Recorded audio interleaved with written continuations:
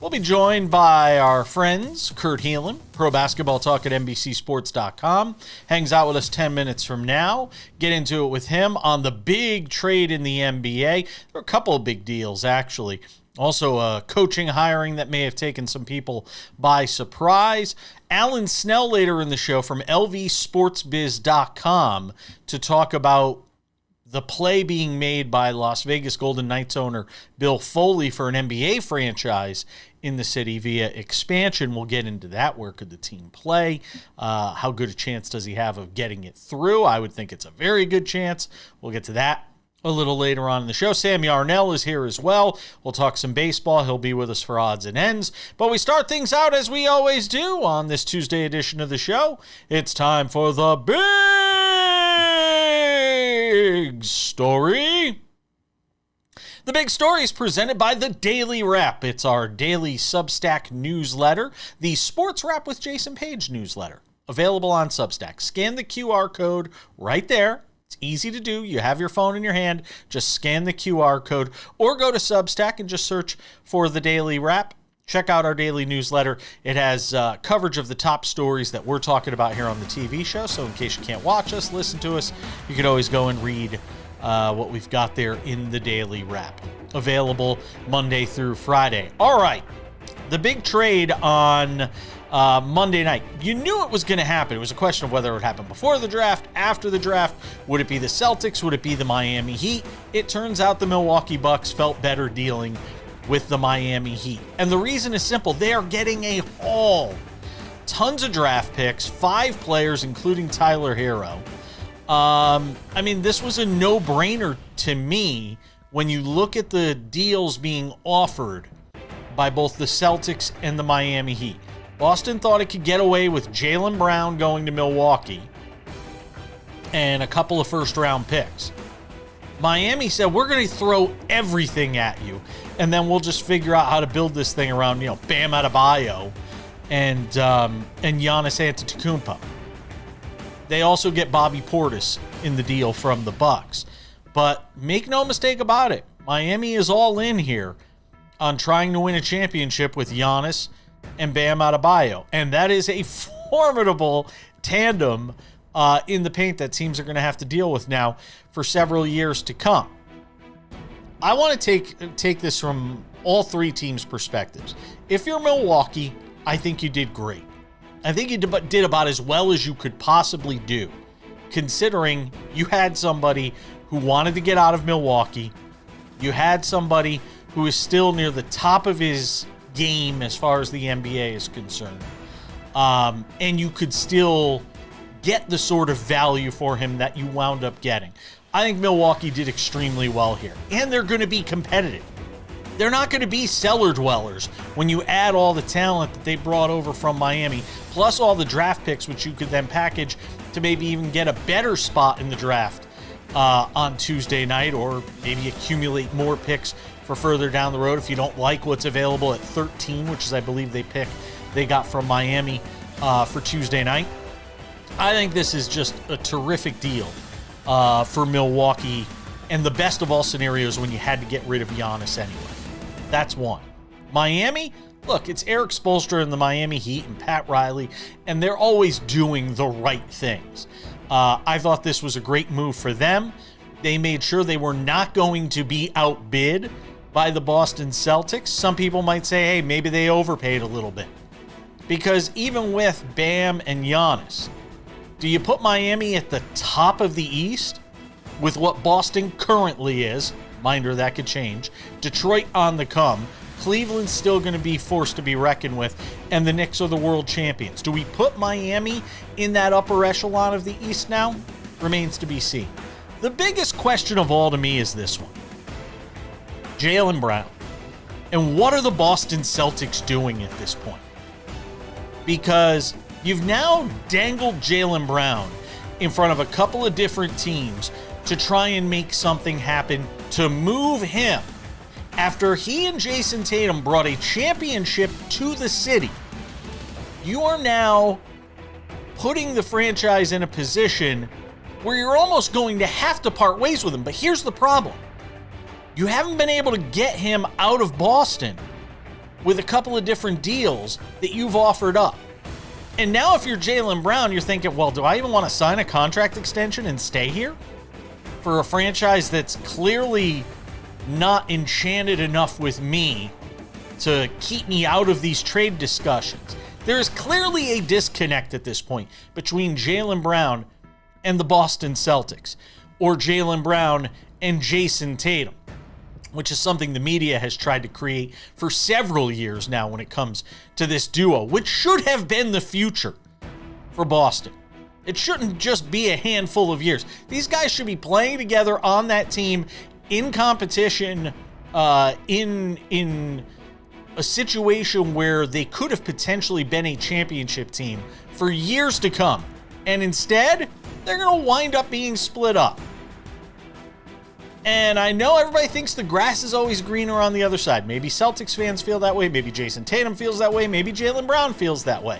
But after this thing gets blown up, there's no putting it back together. And you have to start to ask the question, what is it about Jaylen Brown? Whether it be the podcasting, the outspokenness, if I could use that as a word. What is it about Jaylen Brown that has the Celtics so willing to move away from him but keep Jason Tatum when both of them are so equally valuable? Jaylen Brown was an MVP candidate this year. I don't care what the numbers said, what the standing said, what the voting says. Jaylen Brown carried that Celtics team this year in a year that was supposed to be sort of a tread water year while they waited to get Jason Tatum back and fully healthy for next season. What is it about Jaylen Brown at this point? And I want to know where they're moving him. Where's the other spot in the offseason that he goes? Does he demand a trade? We're going to talk about it more with Kurt Helin of Pro Basketball Talk at NBCSports.com. He joins us coming up here in a couple of minutes. We'll get into it with him on that, the draft, Julius Randle's deal, and a whole bunch more as SportsWrap continues.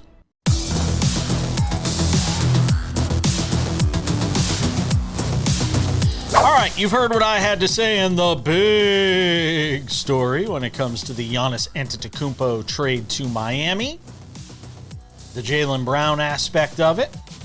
I want to get this guy's opinion because he is fantastic.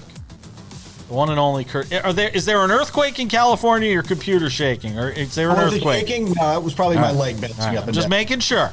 Just want to make sure there's no quakes. You're in the quake zone, so. I am, but this was more caffeine related, I think. Than And you are going to need that caffeine, sir, with the draft here over the next couple of days and the trades and everything going on in the last 24 hours. Peek behind the curtain. I planned to do Kurt for a segment today when I had thought about it yesterday, and then a whole bunch of you-know-what went down, and I said, we got to do 2 segments. So let's jump into it and start with the Giannis stuff. I want to get your reaction to it. Mine is this. I think the Miami Heat made the better deal, made the better offer. Even if you want to say they gave up too much, they were going to make sure they weren't going to be outbid by the Celtics in this deal. And ultimately, I think Milwaukee did what was best for the franchise. They get a haul of draft picks. They get some talented players. They're not going to be cellar dwellers in the East with what they got back.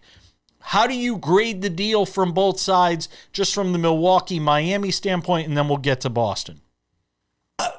Look, first off with Miami, they do win this. In the end of the day, they got the best player in the draft, in the trade. They got the player who is going to make them relevant again, potentially contenders. I mean, yeah, they gave up a lot of depth, but now you've still got a starting 5 that would be Giannis Antetokounmpo, Bam Adebayo, Andrew Wiggins, who's won a title. Davion Mitchell is in there. You re-sign Norman Powell as your third best guy, and that's not a good defensive group. Bobby Portis off the bench, that's not a bad team. You're noticing though, Jason, you touched on it. Brooklyn traded for Julius Randle, and we can talk about that later. But the point is, everybody looks at the new lottery system and says, we can't bottom out. We can't just tank. Right. Partially also because, those draft picks are moving. Now, the draft picks in this are probably under whatever's going to be the next thing after the current system. But people aren't trying to bank on the lottery being something they can win, or, hey, if we tank, we can do this. We can't just bottom out anymore. We've got to get lucky. We've got to get in the middle. So I don't know if, does Tyler Hero get moved to Detroit or somewhere else, or do they keep him? It's going to be interesting, but they're going to struggle for a while in Milwaukee. I think Miami is, I don't think they're total contenders yet, but they are a whole lot closer than they were, when Charlotte eliminated them from the play-in 2 months ago. But that is the golden question to me. Where, is Miami top 4 now in the East? Because I think they're right on the fringe of it. Yeah, that's why I think I put it by 4 to 6 right now in my mind. Part of that is simply this: how healthy is Giannis Antetokounmpo next season, and stay healthy. They've got to build up depth on this roster. I think New York showed us, it was a reminder you've got to have depth to really ultimately win out. So that's a nice starting 5, but they're going to need more.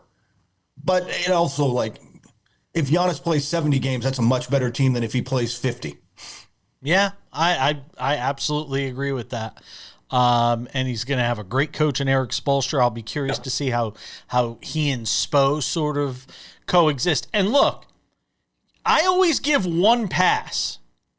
The first time a star gets traded, I always say you get one pass where you could say, oh, it was the organization, it was this, it was that. You get one. When you get to the point where you're James Harden, when you get to the point where you're Kevin Durant, even if you're a star, you don't get a pass from me anymore on any of the crap you're talking about with why it didn't work out at the first place or the second place or the third place. This is Giannis's first. So he gets a pass from me on the first go around about why it did or didn't work for him in Milwaukee. Is that fair? Yeah, except it's been two things. He's 13 years in. He's 31. There isn't much of a window left. In fact, he's going to sign a max extension, probably 4-year max extension with the Heat. The back year of that, maybe the back 2 years of that, are not going to, those are going to be anchors. I don't know that he's going to be the guy who can, maybe he proves me wrong, but I'm not convinced he will be that guy in those years. So there is a tight window for him to make this work. And with that, he gets a little less of a pass. He pushed his way. This is one of the 2 places he wanted to go. 3. Apparently Minnesota was in the mix too, although everybody had told me he didn't want to go west. Look, maybe the sunshine and vitamin D keeps him healthier and this whole thing works out, but there's real pressure on them. Look, last time they traded, when they didn't trade for him, when they got LeBron James and Chris Bosh in free agency in 2010, 4 straight finals. They go get Jimmy Butler, 2 finals in the next 4 years. The bar in Miami is that high, and Giannis has got some work to do to reach it. Jaylen Brown aspect of this. I'm fascinated to watch how this plays out now because they've dangled him in a couple of deals. Not every deal, but they've dangled him in a couple of deals. You're at this point, it almost feels like there has to be a divorce here because if you're Jaylen Brown, you have to feel like, well, are they really committed to me? Whether they make me an offer, contract extension, whatever it may be. And then the question becomes, if you're the Celtics, how many places are left to deal him to that you could actually make a deal work? Right. Their argument is, hey, we've only offered him when it was Giannis Antetokounmpo or Kevin Durant, future Hall of Fame legendary players who would change the franchise. And we can debate whether Durant at this point in his career is better than Brown, but it's, he's that level of player. But I think you're spot on. If I'm Jaylen Brown, I'm like, do you want me? Do you really want me? Because I just had my best Doesn't year he know that answer already? He might. And that's the question. Like you said, if he wants to go somewhere like back home to Atlanta, which is a team where he on paper fits in beautifully, you're not getting this, you're not getting a great haul back here in this deal. You're not getting Giannis back. It becomes much harder. So they've got to find a way. Look, Brad Stevens has got to find a way to mend this relationship. And that's, I don't see it, Kurt. I don't see it. I'm not in the room, so I'm hesitant to say it can't happen. But I will say this: Jaylen Brown is one of the most intellectual, thoughtful. He thinks things through. He is a smart man. He is very much a Cal guy. He is very much a very, coming out of that Berkeley world, he sees the big picture in ways that he's not going to be a pawn here. He's going to see a big picture and want to be somewhere that wants him. More with Kurt Helin on the other side. Don't move.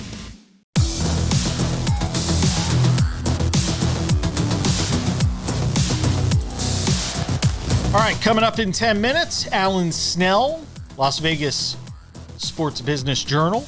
Get into it with him on the news of Bill Foley, the Golden Knights owner, making a play for an NBA franchise in Las Vegas, one of the two expansion teams. Where are they going to play? That's what I want to know. I think he's going to get it. I think he's going to get the team. I just think the question becomes whether or not they're playing at T-Mobile Arena, or are they building another arena here in Las Vegas? Because then we're going to have about 17 of them. Kurt Helin, Pro Basketball Talk at NBCSports.com, continues with us. Just to close the book on the Jaylen Brown stuff, I don't see a way to mend the fence. And even if you do, there's always going to be that looming animosity. Oh, yeah. That animus is going to be there. I don't see a way for it's like it's kind of like when you go into your girlfriend and you're like, I think we should see other people for a little while. See how it works out. How many times is that going to end with the couple getting back together after they've been, doing their other thing with other people? It just doesn't. And I hate to make it so simplistic, but and you could tell me that Jaylen Brown is as intellectual and erudite and all this stuff as you want, but the reality is people have feelings, and it's very simple sometimes in these things. I think there's hurt feelings here, and I don't know how you come back from that. I think that's fair, and I think, look, if I'm Jaylen Brown, they're going to sit down, they're like, hey, we really want you here. We really want you. And I'm like, yeah, you really want me until, I don't know, Anthony Edwards or whoever the next star we're going to be rumored about moving is. And then you're not going to want me again. And so I don't know how you repair that. I don't know if it can be. All right. Julius Randle to the Nets. Julius Randle's that guy that everybody likes on their roster until they don't like him on their roster. And there's always a shelf life with Julius Randle. And now he's on to the next place in Brooklyn with the Nets. What is it about this deal that made the most sense to you? I know we've talked about it off air, but I want you to explain to people why this deal made so much sense for Minnesota. For Minnesota, this is really about creating some cap space. They saved $36 million in salary alone. They dropped way below the luxury tax, which allowed them to re-sign Ayo, a up-and-coming quality point guard who they got from Chicago at the trade deadline and stood out for them in the playoffs, and will replace Mike Conley as their point guard. And it puts a lot of pressure in the short term on Naz Reid. Naz Reid goes from sixth man of the year candidate to, you got to start and replace that guy who scores 21 points a game. And that's a big ask. It hurts their depth a little, but it makes sense. And with Brooklyn, I think this is pretty simple. We talked about it in the last segment. The new lottery odds change everything. You can't be at the bottom. You need a floor-raising player. Julius Randle can be more than that, but in Brooklyn right now, he raises the floor and makes them respectable. Well, more respectable than they were, which isn't a very high bar to cross, considering how bad it feels like they've been. And now you just they had the third worst record in the East last year, but the two teams behind them, Washington with Trae Young and the number one pick coming in and Anthony Davis, and Indiana, who gets Tyrese Halliburton back and Zubats and everybody else, and they go back now and they're contenders. So if you want to stay out of the bottom, they had to do something to get better. Yeah, and they did. Give me a thought on what certainly surprised me, Dusty May becoming the next head coach of the Dallas Mavericks, because I didn't have this one on my radar. I didn't even know there were teams talking to him. Apparently, you had mentioned to me off air that there were teams that had at least tried to see if he was interested in the NBA. How did this come about? Yeah, the general feeling around the league was that at some point he was one of those guys who was going to try it, and he's young enough at 49, like he was going to give this a shot. But coming off the national title, they didn't think it would be now. Masai Ujiri gets credit for making this aggressive move, going and getting a guy who, look, he has won everywhere he's been. He has a game that should translate. He has shown and showed in Michigan with probably three guys in the lottery this year. He can develop players. He can grow guys, which is a huge part of what you have to be able to do in the modern NBA is turn the 12th, the 15th, the 22nd pick into a guy you can count on night in and night out. So man, you never know. It could be another Beline. There's plenty of college guys who have missed in the pros, but there are the Brad Stevenses. There are the guys, Billy Donovan. There are guys who work out and may be one of those guys. Is Dan Hurley ever going to make that jump? I don't think so. Wow. Part of it is I think personality wise and how much he enjoys being in charge. I'm not sure that he's ready. Like, it's a very different game in the NBA because you go from being the CEO and the everything of a program in college when you're the head coach to you don't have as much player. At least two players on your roster are going to have more power in the organization than you do. And it's a very different dynamic. I will say this. I think if Boston or Philly comes calling, he's taking the job. I think if Boston, Philly, Brooklyn in a better position ever came calling, I think he makes the jump. I really do. But I think it would have to be soon. I don't know him. I'm not sure his style of coaching, from what I have heard of him. Dusty May's style is much more conducive than Dan Hurley's style. I 100% agree with that. All right, on the draft tonight. And again, keep in mind, people, depending on when the show airs in your market, the first round may have already taken place. DeBonta goes first, Peterson goes second at this point? Yeah, look, when Washington re-signed Trae Young to a surprisingly large 4-year deal, that was a sign. Look, they got their point guard, and with all due respect to Peterson, he wants the ball in his hands. He wants to be a point guard, so they're going to take DeBonta. Utah is going to take Peterson over the potential frustrations of his agent, who now has the two ball handlers, who's Keontae George and Peterson in Utah. That's a nice team in Utah, by the way. They are coming together into something that could be. They're growing into something that could be really good in a couple of years. Because remember, they got Jaren Jackson Jr., they get Lauri Markkanen.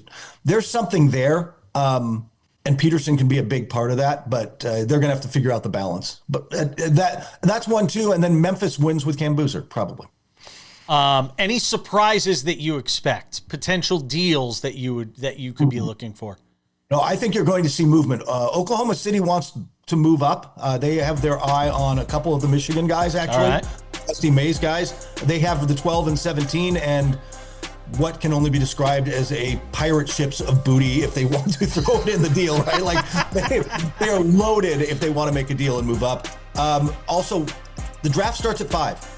With Clippers and what they might do, and Brooklyn at 6. Kurt Helin, Pro Basketball Talk at NBCSports.com. We'll recap the draft with him tomorrow. Always appreciate you, my friend. Take care, buddy.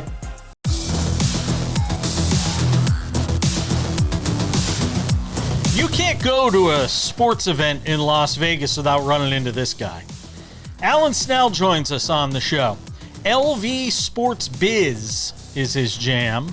I don't think it's a shock to anybody that Bill Foley wants to get in on the NBA. They're going to bring an expansion franchise to Las Vegas. It's a question of who's going to own it. Does Foley seem like a no-brainer from that perspective?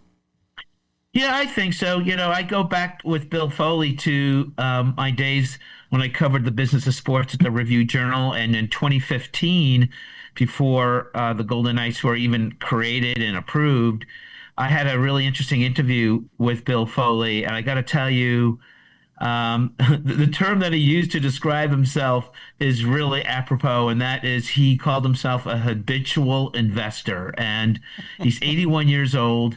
God bless this man. He's still cranking, shaking and baking out there, and Foley has done nothing but stellar work here in Las Vegas with the Golden Knights. He's basically launched a first-class organization. He has a sports and entertainment organization, so he has the infrastructure to accommodate this. He's also gone on record saying that he wants to spend $300 million to improve T-Mobile Arena to accommodate an NBA team. I know there've been several, as you know, Jason, several arena proposals have been floated. Honestly, sometimes I can't even keep up with them because really T-Mobile Arena has already hosted NBA games. It's hosted, the NBA Cup. So I think Foley is the man in this project. Is there anybody else that has stepped up to the front of the line aside from Foley, whether within Las Vegas or outside of Las Vegas, that feels like they could be a contender? Not with a rival ownership group.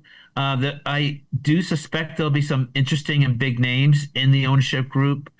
As you know, LeBron James talked a lot about Las Vegas, but his most recent quote was that he's no longer interested. And a guy like Shaquille O'Neal or Magic Johnson perhaps would not be surprised. They have a lot of business interests. They're both shrewd business investors in their own right. So we will probably see some interesting names come up in the ownership group, but Foley will be the face of the organization. How quickly could this process move, Alan?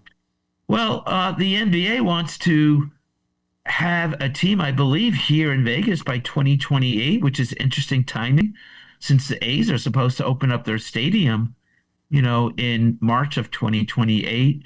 That season in September, we might have an NBA team. Something, kind of a quirky little thing, Jason, is that the NBA, even though it's moving along to have Seattle and Vegas be the two new expansion teams, keep in mind that their expansion in Europe seems to be a higher priority. They seem to want to get that done, and then the expansion teams here in the United States. So, we'll probably see later this year some kind of movement with the NBA on that front. Alan, this is an inside baseball question for those of us that live in Las Vegas. So people who live outside Las Vegas won't understand this as much, especially if all you do when you come to Vegas is travel onto the Strip. I have to ask the question, is there going to be enough infrastructure in place to support the volume of people, traffic, cars, transportation in and out? There's the public transportation here. I don't know how this supports it. So that's a very logical question. I think just about every metropolitan area that would host this amount of teams and events and venues would ask that same question. But here's the weird thing that I was just talking to someone just yesterday about. This is Las Vegas, and they don't follow conventional rules. They don't follow conventional planning. The Strip is not run by, technically it's run by Clark County government, but we all know that it's the hospitality companies, MGM Resorts, Caesars Entertainment, Wynn. We know these are the folks who are calling the shots. And we already went through this with the Raiders Stadium. There's only 2,400 spaces for cars at a stadium where there's, you can pack 64,000 people in. There's a new baseball park. There's more events coming in on the Strip. You raised a very logical question, but my answer to that is Las Vegas is an outlier. And, just saying, but I mean, but to me, just simply saying, they're Las Vegas, they'll figure it out. That's not a plan. Like, it's not a plan, but the plan basically is you're on your own. I mean, I will say that RTC does have shuttle buses, which I think are great for the Raider games and Golden Knight games. Those are only $4 round trip, $2 each way. They'll pick you up at, out in Summerlin in the Centennial Northwest area and Green Valley and Henderson. It's a great deal. Like in most cities, public transportation is a key form to get to the games. And Las Vegas, I think, will eventually learn that. We have the old Elon Musk Teslas and tunnel loop thing that eventually will be, quote unquote, looped into this transportation network, I guess, one day.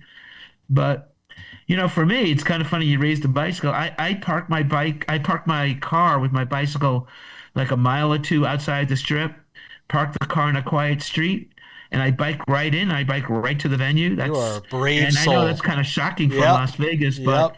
to me, that's how I've kind of lived for my life, getting to places. You are a brave soul. You're kind of on your own when it comes to getting to these games. Alan Snell, lvsportsbiz.com, does a terrific job covering all things sports and business in Las Vegas. Always great to talk with you, Jason. Have a great day.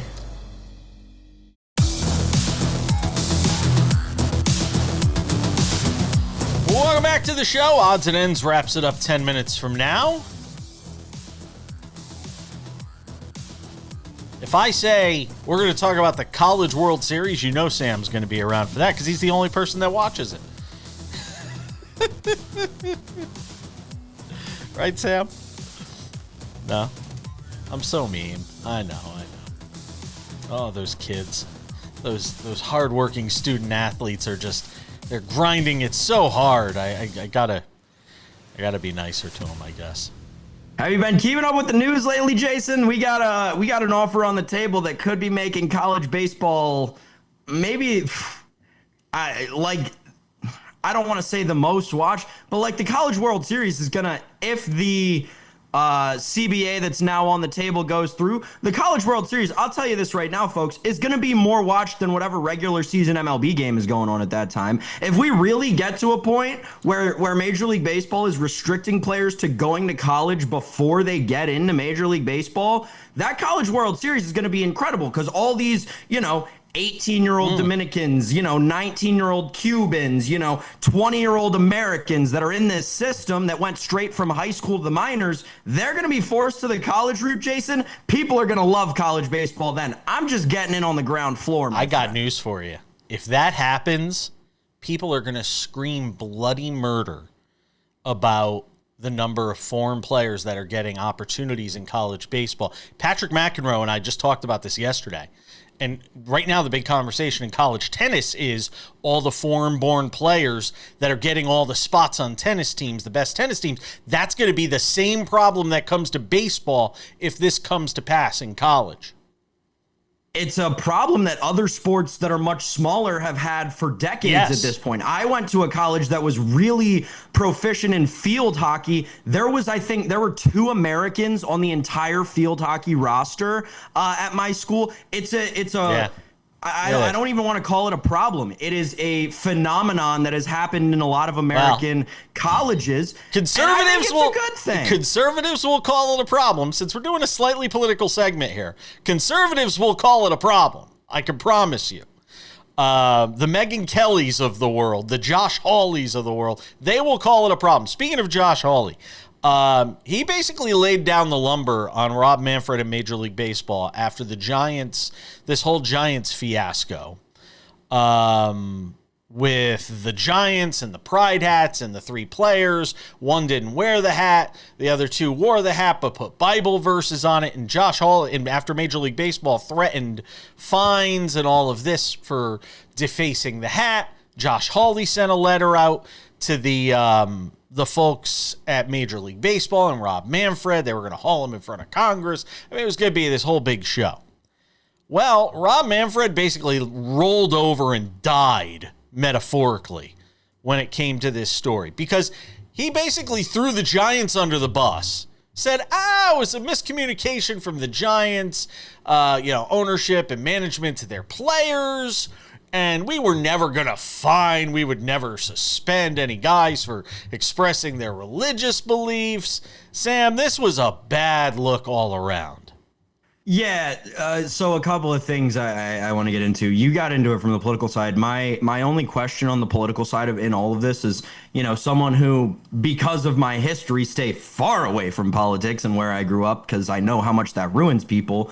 But, where were Alex Padilla and Adam Schiff in all this, the senators from California? Why were you not getting in Josh Hawley's face on the Senate floor? Why were you not walking over to his office that's 2 blocks away from yours? Why were you not calling him, tweeting at him, at the very least, trying to make a public scope of all this? That was where I feel like one ball was really dropped within all of this, and you kind of let a guy who's known on Capitol Hill as a bully, let's call it what it is, to bully bully his way into the Major League Baseball commissioner's office, quite frankly. My other, and the hypothetical that just keeps coming to mind with all of this, and I really hope this happens. I have very little confidence that it will, but I really hope that it happens. What if on July 4th, a day where every team across Major League Baseball wears a special jersey and a special hat that is outfitted for them by Major League Baseball? What if one player let's just use an example for Josh Hawley's sake. What if Vinny Pasquantino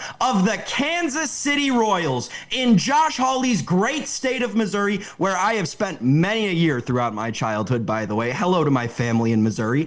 What if Vinny Pasquantino or Bobby Witt of the Kansas City Royals chose on July 4th, I'm gonna wear my regular uniform today. I'm gonna wear my regular uniform today while everyone else on the field wears the stars and stripes across their jersey and the stars and stripes hat. I'm gonna wear my regular Kansas City Royals blue and white jersey and my regular blue hat. What would happen then? What would happen then?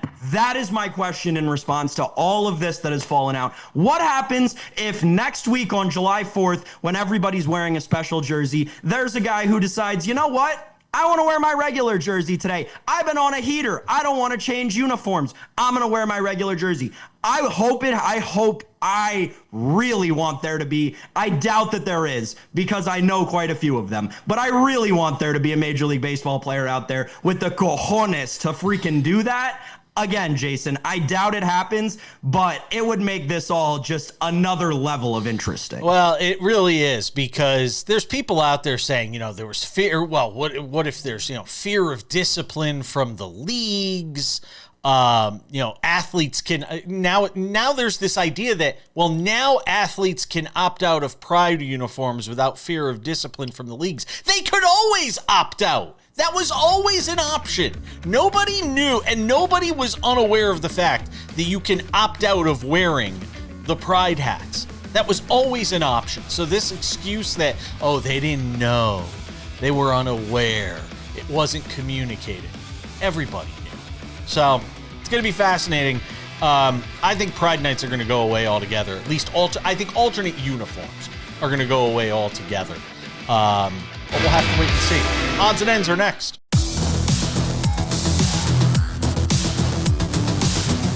All right, just about time to put the wraps on this baby for a Tuesday. But before we go, a couple of reminders. If you haven't done so yet, make sure to subscribe to the Sports Wrap with Jason Page podcast.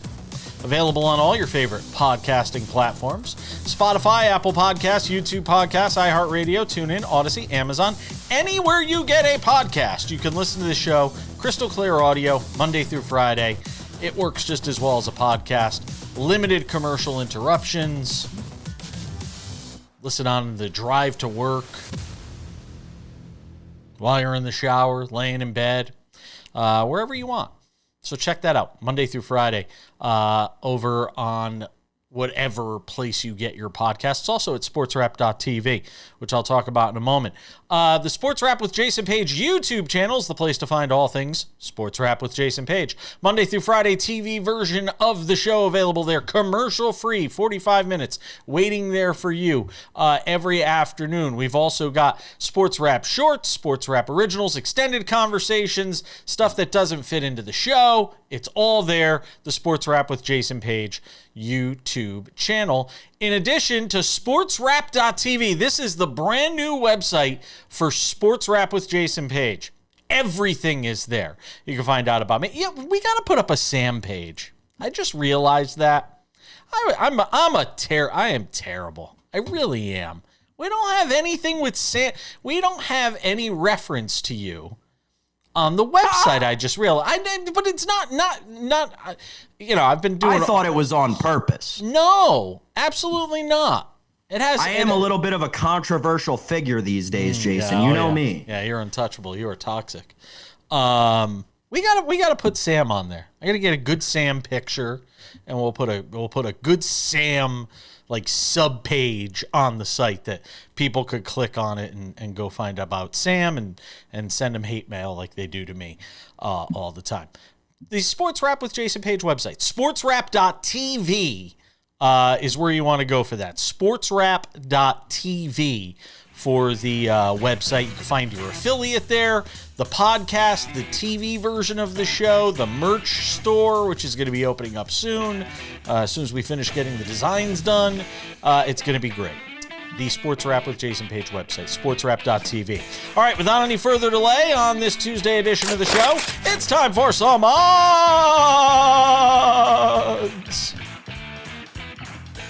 and ends. Odds and ends, Sam Yarnell. All right, take your moment. College World Series, Oklahoma is your winners. They beat North Carolina. They were up big when I flipped it on. I don't know what the final score wound up being. It's college baseball. Go ahead, wax poetic about the greatness that is college baseball. I'm actually not going to. The Why? final score is 13-2, by the way. College baseball has a 13-2. serious. They have a serious Game 3 problem, and it was on full display last night. And I saw there were a lot of people on college baseball Twitter tweeting about it. We had a similar situation a couple of years ago. I don't remember exactly what year, but a few years ago it was a similar thing. The final went to 3 games, and Game 3, obviously, if that ever happens, is on Monday night. And Jason, they were able to fill up the stadium behind the plate, behind the bases. But the outfield was like, it wasn't barren, but there were very obvious open seats that you could see on any fly ball to the outfield, which should never be the case and wasn't the case for like any other game in Omaha.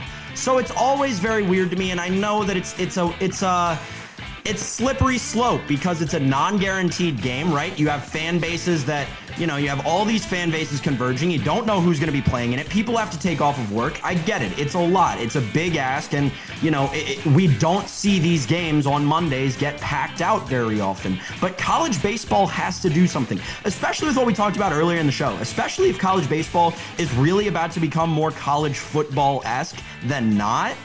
They're going to have to do something serious about the postseason planning and how everything works out with relation to Omaha. That was my main takeaway. As unfortunate as was, as dominant as Oklahoma's been, that was my main takeaway from last night. It's like a Monday playoff on the PGA Tour or a Monday playoff in a major in golf. Yeah. Most people have to leave. They gotta go back to work or wherever the hell they came from. So you look at the stands and you look at the crowds and there's nobody there. Or it's like a makeup game in baseball. Where it's like, all right, maybe I can make it, maybe I can't, maybe I live in the city, maybe I don't.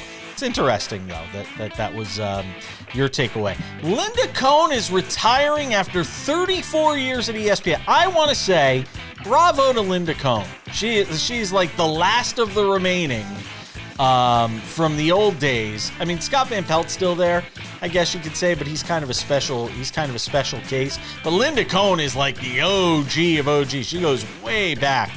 I was lucky enough to sit with her one time at a charity golf event when I was working at ESPN Radio in New York City back in the mid-20-teens, and she couldn't have been nicer.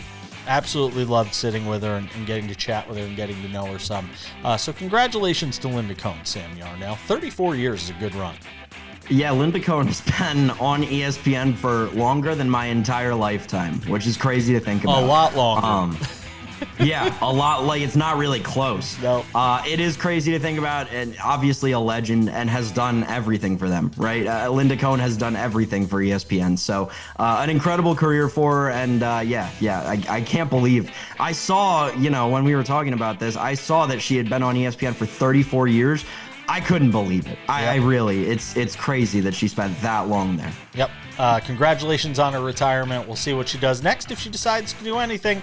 She really doesn't have to. I think she's done just about all of it by this point. That's going to do it for us. Thank you to Alan Snell for hanging out with us, Kurt Helin as well. We'll have full draft reaction tomorrow on the show. Thanks to you, Sam. We'll see you all back here tomorrow.